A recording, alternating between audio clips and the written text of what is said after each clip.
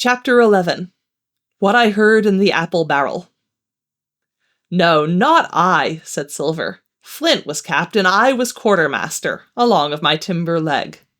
The same broadside I lost my leg, old Pew lost his deadlights. It was a master surgeon, him that amputated me. Out of college and all, Latin by the bucket and what not. But he was hanged like a dog and sun-dried like the rest at Corso Castle. That was Robert's men, that was, and comed of changing names to their ships, Royal Fortune and so on. Now, what a ship was christened, so let her stay, I says. So it was with the Cassandra, as brought us all safe home from Malabar after England took the Viceroy of the Indies. So it was with the old Walrus, Flint's old ship, as I've seen, amuck with the red blood and fit to sink with gold." "Ah!" cried another voice, that of the youngest hand on board, and evidently full of admiration. "He was the flower of the flock, was Flint."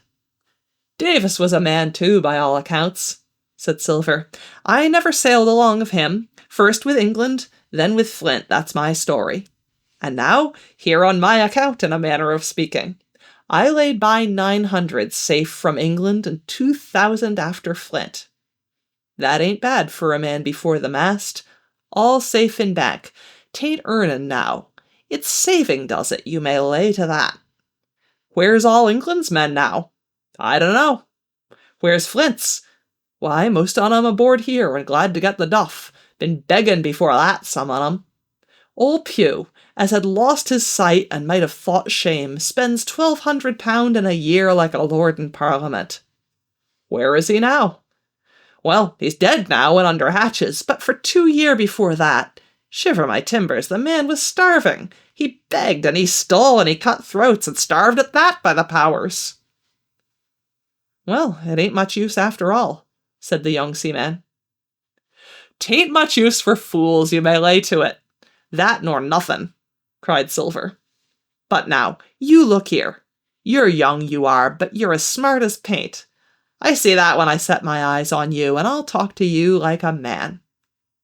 You may imagine how I felt when I heard this abominable old rogue addressing another in the very same words of flattery as he had used to myself. I think if I had been able that I would have killed him through the barrel. Meantime, he ran on, little supposing he was overheard. Here it is about gentlemen of fortune. They lives rough, and they risk swinging, but they eat and drink like fightin' cocks, and when a cruise is done, why, it's hundreds of pounds instead of hundreds of farthings in their pockets. Now the most goes for rum and a good fling, and to sea again in their shirts, but that's not the course I lay. I puts it all away, some here, some there, and none too much anywheres, by reason of suspicion. I'm 50, mark you. Once back from this cruise, I set up gentlemen in earnest. Time enough too, says you. Ah, but I've lived easy in the meantime, never denied myself a nothin' heart desires, and slept soft and ate dainty all my days but when at sea. And how did I begin? Before the mast like you." "Well," said the other, "but all the other money's gone now, ain't it? You daren't show face in Bristol after this." "Why, where might you suppose it was?" asked Silver derisively. "At Bristol in banks and places," answered his companion. "It were," said the cook, "it were when we weighed anchor, but my ol' missus has it all by now, and the spyglass is sold, lease and goodwill and riggin', and the old girl's off to meet me. I would tell you where, for I trust you, but it'd make jealousy among the mates."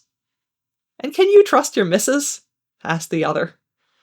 "Gentlemen of fortune," returned the cook, "usually trusts little among themselves, and right they are, you may lay to it. But I have a way with me, I have. When a mate brings a slip on his cable, one as knows me, I mean, it won't be in the same world with old John. There was some that was feared of Pew, and some that was feared of Flint, but Flint his own self was feared of me. Feared he was, and proud. They was the roughest crew afloat, was Flint's. The devil himself would have been feared to go to sea with them. Well now, I tell you, I'm not a boasting man, and you've seen yourself how easy I keep company, But when I was quartermaster, lambs wasn't the word for Flint's old buccaneers. You may be sure of yourself in old John's ship. Well, I tell you now, replied the lad, I didn't half a quarter like the job till I had this talk with you, John, but there's my hand on it now. And a brave lad you were, and smart too, answered Silver, shaking hands so heartily that all the barrels shook. And a finer figurehead for a gentleman of fortune I never clapped my eyes on. By this time I had begun to understand the meaning of their terms. By a gentleman of fortune they plainly meant neither more nor less than a common pirate, and the little scene that I had overheard was the last act in the corruption of one of the honest hands. Perhaps of the last one left aboard. But on this point I was soon to be relieved, for Silver giving a little whistle, a third man strolled up and sat down by the party. Dick's square, said Silver. Oh, I know Dick was square, returned the voice of the coxswain, Israel Hands. He is no fool, is Dick. And he turned his quid and spat. But look here, he went on. Here's what I want to know, Barbecue. How long are we going to stand off and on like a blessed bumboat? I've had almost enough of Captain Smollett. He's hazed me long enough, by thunder. I want to go into that cabin, I do. I want their pickles and wines and that. Israel, said Silver, your head ain't much account, nor ever was. But you're able to hear, I reckon. Leastways, your ears is big enough. Now here's what I say. You'll berth forward, and you'll live hard, and you'll speak soft, and you'll keep sober till I give the word, and you may lay to that, my son. Well, I don't say no, do I? Growled the coxswain. What I say is, when, that's what I say. When, by the powers, cried Silver. Well now, if you want to know, I'll tell you when, the last moment I can manage, and that's when. Here's a first-rate seaman, Captain Smollett, sails the blessed ship for us. Here's this squire and doctor, with a map and such. I don't know where it is, do I? No more do you, says you. Well then, I mean the squire and doctor shall find the stuff and help us to get it aboard, by the powers. Then we'll see. If I was sure of you all, sons of double Dutchmen, I'd have Captain Smollett navigate us halfway back again before I struck. Why, we're all seamen aboard here, I should think, said the lad Dick. We're all forecastle hands, you mean, snapped Silver. We can steer a course, but who's to set one? That's what all you gentlemen split on, first and last. If I had my way, I'd have Captain Smollett work us back into the trades, at least. Then we'd have no blessed miscalculations and a spoonful of water a day. But I know the sort you are. I'll finish with them at the island as soon as the blunt's on board, and a pity it is. But you're never happy till you're drunk. Split my sides, I've a sick heart to sail with the likes of you. Easy all along, John, cried Israel. Who's a-crossing of you? Why, how many tall ships, think ye now, have I seen laid aboard, and how many brisk lads drying in the sun at Execution Dock, cried Silver. And all for the same hurry and hurry and hurry. You hear me?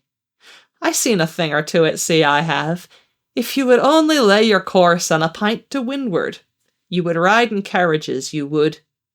But not you. I know you. You'll have your mouthful of rum tomorrow and go hang. Everybody knowed you was a kind of a chaplain, John. But there's others as could hand and steer as well as you, said Israel. They liked a bit of fun, they did. They wasn't so high and dry, nohow, but took their fling like jolly companions every one. So, said Silver. Well, and where are they now? Pew was that sort, and he died a beggar man. Flint was, and he died of rum at Savannah. They was a sweet crew, they was. Only where are they? But, asked Dick, when we do lay 'em athwart, what are we to do with them, anyhow? There's the man for me, cried the cook admiringly. That's what I call business. Well, what would you think? Put 'em ashore like maroons? That would have been England's way. Or cut 'em down like that much pork? That would have been Flint's or Billy Bones's.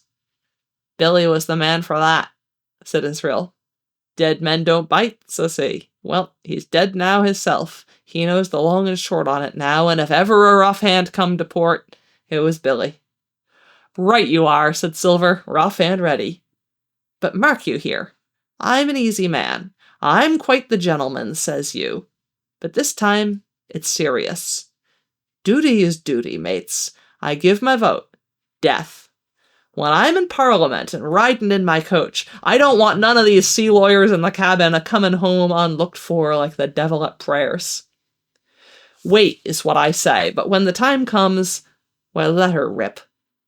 John, cries the coxswain, you're a man. You'll say so, Israel, when you see, said Silver. Only one thing I claim. I claim Trelawney. I'll wring his calf's head off his body with these hands. Dick, he added, breaking off, you just jump up like a sweet lad and get me an apple to wet my pipe like. You may fancy the terror I was in. I should have leaped out and run for it if I had found the strength, but my limbs and heart alike misgave me.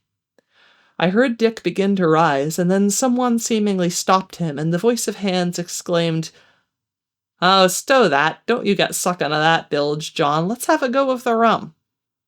Dick, said Silver, I trust you. I've a gauge on the keg, mind. There's the key. You fill a pannikin and bring it up. Terrified as I was, I could not help thinking to myself that this must have been how Mr. Arrow got the strong waters that destroyed him. Dick was gone but a little while, and during his absence Israel spoke straight on in the cook's ear. It was but a word or two that I could catch, and yet I gathered some important news, for besides other scraps that tended to the same purpose, this whole clause was audible. Not another man of 'em 'll jine. Hence there were still faithful men on board. When Dick returned, one after another of the trio took the pannikin and drank. One, to luck, another with a here's to old Flint, and Silver himself saying in a kind of song, Here's to ourselves and hold your luff, plenty of prizes and plenty of duff. Just then a sort of brightness fell upon me in the barrel, and looking up I found the moon had risen and was silvering the mizzen top and shining white on the luff of the foresail. And almost at the same time the voice of the lookout shouted, Land ho!